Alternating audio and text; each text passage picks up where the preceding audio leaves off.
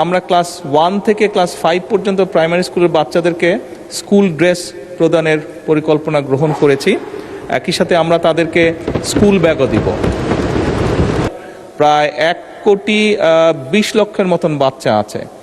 আমরা পর্যায়ক্রমিকভাবে ক্লাস 1 থেকে 5 পর্যন্ত 1,20,00,000 বাচ্চা, প্রায় 1,20,00,000 মতন বাচ্চা আছে।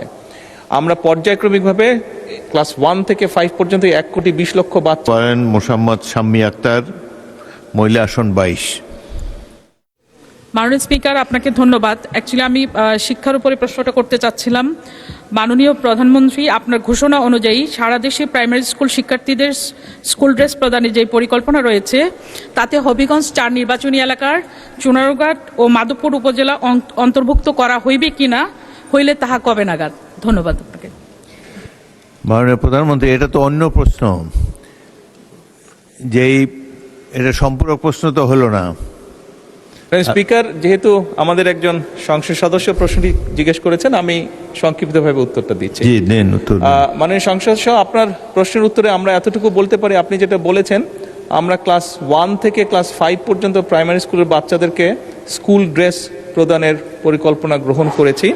একই সাথে আমরা তাদেরকে স্কুল ব্যাগও দিব। এবং আপনি আপনার এলাকার কথা উল্লেখ করেছেন, আমি যতটুকু বুঝতে পেরেছি।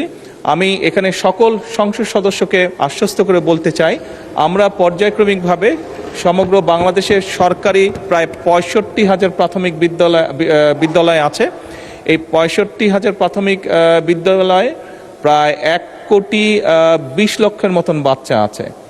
আমরা পর্যায়ক্রমিকভাবে ক্লাস 1 থেকে 5 পর্যন্ত 1,20,00,000 বাচ্চাকেই আমরা এইটার ভেতরে, এই পরিকল্পনার ভিতরে নিয়ে আসবো পর্যায়ক্রমে। সেই জন্য সকল সংসদ সদস্যের এলাকাতেই আমরা যাব ইনশাল্লাহ, এবং সকল বাচ্চাদের কাছেই আমরা পৌঁছানোর চেষ্টা করব। ধন্যবাদ।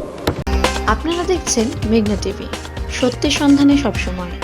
এছাড়া দেশ বিদেশের নিত্য নতুন খবর জানতে মেঘনা টিভির ফেসবুক পেজ facebook+meghna tv.vd তে লাইক দিয়ে আমাদের সাথেই থাকুন।